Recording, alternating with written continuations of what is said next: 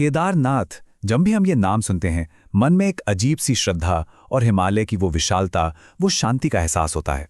देखिए, ये सिर्फ एक तीर्थ स्थान नहीं है, ये तो आध्यात्मिक ऊर्जा का एक ऐसा केंद्र है जहां प्रकृति और परमात्मा का एक अद्भुत संगम देखने को मिलता है। तो आज हम इसी पवित्र भूमि की कहानी को समझेंगे, इसकी आस्था की गहराई को जानेंगे, इसने कैसे प्रकृति के प्रकोप का सामना किया और यहां से भविष्य की राह क्या हो सकती है। तो ये कहानी है एक पवित्र शिखर की, जहां लाखों करोड़ों लोगों की आस्था बसती है।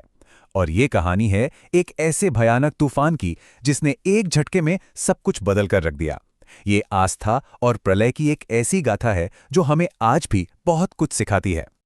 चलिए, सबसे पहले ये समझते हैं कि आखिर केदारनाथ का इतना गहरा धार्मिक महत्व है क्यों।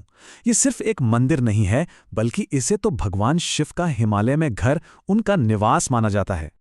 इसका जो असली महत्व है वो ज्योतिर्लिंग की कॉन्सेप्ट से जुड़ा है। अब ये ज्योतिर्लिंग क्या होता है? इसका मतलब है प्रकाश का स्तंभ, और ये भगवान शिव का एक बहुत ही दिव्य स्वरूप माना जाता है। आपको बता दूं, पूरे भारत में ऐसे 12 प्रमुख ज्योतिर्लिंग हैं जिनका जिक्र हमारे वेदों में भी मिलता है। और केदारनाथ को उन्हीं 12 सबसे पवित्र, सबसे अहम ज्योतिर्लिंगों में से एक होने का गौरव हासिल है। बस यही वजह है कि ये हिंदू धर्म के सबसे महत्वपूर्ण तीर्थ स्थलों में से एक है, जहां हर साल लाखों श्रद्धालु हर मुश्किल को पार करके पहुंचते हैं। लेकिन फिर आया जून 2013, एक ऐसा समय जिसने इस पवित्र भूमि पर आस्था की शायद सबसे बड़ी परीक्षा ली। यहां से हमारी कहानी एक ऐसा नाटकीय मोड़ लेती है जहां भक्ति का सामना प्रकृति के सबसे प्रचंड, सबसे विनाशकारी रूप से हुआ। अगर हम वैज्ञानिक नजरिए से देखें तो हुआ ये कि दो बहुत ही पावरफुल वेदर सिस्टम्स, एक तो हमारा दक्षिण पश्चिम मानसून और दूसरा था पश्चिमी विक्षोभ, ये दोनों एक ही समय पर एक साथ उत्तराखंड के ठीक ऊपर आकर टकरा गए। और इन दोनों के मिलने से एक ऐसी विनाशकारी स्थिति पैदा हुई जिसकी किसी ने कल्पना भी नहीं की थी। ये पूरी तबाही सिर्फ 3 दिनों में अपने चरम पर पहुंच गई। 15 जून को भारी बारिश शुरू हुई।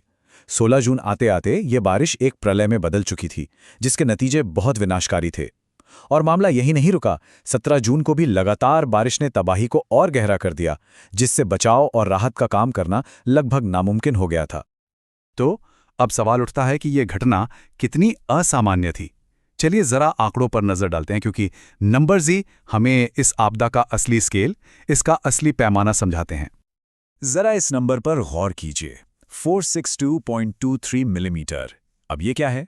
ये रुद्रप्रयाग जिले में पूरे मानसून के मौसम में होने वाली अधिकतम सामान्य बारिश का आंकड़ा है।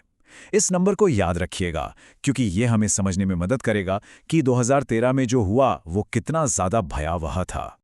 ये आंकड़ा उस आपदा की पूरी कहानी कह देता है। आप सोचिए, जहां पूरे मॉनसून सीजन की, मतलब जून से अगस्त तक की मैक्सिमम नॉर्मल बारिश 462 मिलीमीटर होती है, वहीं 2013 में सिर्फ कुछ ही दिनों के अंदर भारी वर्षा और बादल फटने जैसी घटनाएं हो गईं।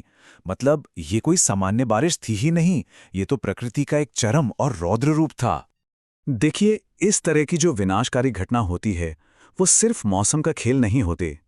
इसने हमें एक बहुत महत्वपूर्ण सबक सिखाया और हमारी अपनी जिम्मेदारियों की ओर एक बहुत ही शक्तिशाली संकेत दिया।